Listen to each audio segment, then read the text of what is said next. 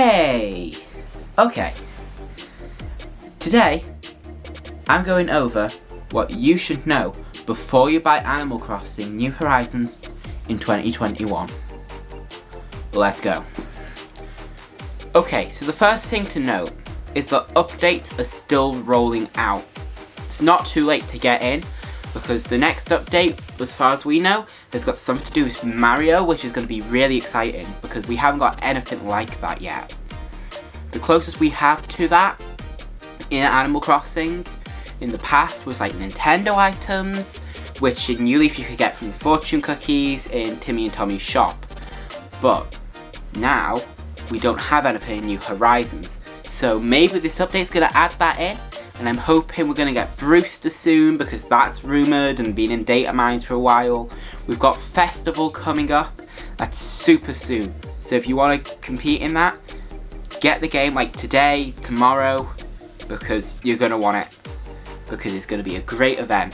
And sure, you could time travel back, but that kind of misses the whole point, you know? Because you won't be experiencing it with everyone else. But even so, if you're not experiencing it with everything else, the game is visually beautiful. Like, the lighting engine just kind of flows and feels right. You'll see the warmth of fire like bouncing off neighbouring trees with a bonfire burning. Or the bulb of your porch light will illuminate the front of your house in nice, warm, calming light. The rivers and the sea all are better than ever. The only thing that can be a little dividing in the community is the actual graphical style, because some people don't think it looks as good as it has in previous games. To start off with, this game enters the gameplay loop completely differently to the other games in the series, with you originally moving into a town that's already been established, and you go around meeting all the villagers who were here before you in any other Animal Crossing game. But in New Horizons, you are the first of 3 residents to move in. So you have 2 Animal Crossing villagers and yourself. You move on to a deserted island with Tom Nook, Timmy and Tommy, and you build the town upwards from nothing but a tent to a nice bustling town with a museum and shops. However, it's slow and can put off new players. However, the community is amazing in this whole franchise, especially on Amino, which is where me and most of my family choose to speak with the Animal Crossing community, because there's less of the toxic people there because it's a smaller platform. And if you speak to people in the community, they'll often find a way to fast track you through the game, often giving you access to items that you wouldn't normally have at this point. This allows you to get into the real, nice part of the gameplay, which is the customization. You can decorate your town outside with furniture now, as well as being able to shape the terrain however you want, putting rivers, waterfalls, lakes, cliffs, flattening everything out and starting again if you really want to. It's all able to be done. You don't have to keep resetting the game till you get a layout you like.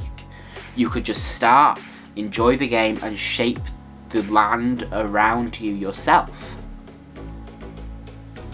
which is quite a big step up from New Leaf, where a villager could move in right in your path, which has been addressed in this game, as you get to choose where the villagers move in. Because you are the island representative, you get to choose where the land is, because you're building the town up from scratch. In the end, this allows you to make a town island that is completely different to anyone else's and feels unique to you, which makes you stick around longer, connect to the villagers more, which is important because the villages aren't written as well as they were in the other series. The music isn't as strong as in the other series. I would choose to listen to New Leafs and Wild Worlds and the original game's music just outside of the game. Whether sometimes in New Horizons I'll open an old version of the game just to mute the Switch version and listen to the music of the DS version instead. But it's not an awful soundtrack, and I'm just a nostalgic fan at the end of the day for those retro tracks. But they aren't as strong.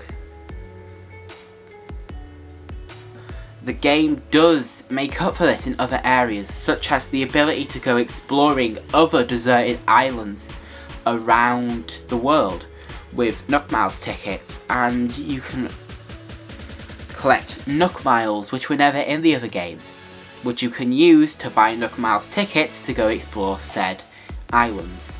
So overall, I think the game makes up for it and is worth a purchase. Well guys, if you like this content, subscribe, because we have a Switch Pro video coming out Monday, which I've gathered everything we know about the Switch Pro and tried to figure out what it actually is. And if you're not interested in that, we got a lot more different styled content in the works. But give the video a like and we'll talk about Nintendo, Animal Crossing, everything in the comments down below, because I'll be there to check them out. So I'll see you guys in the next video.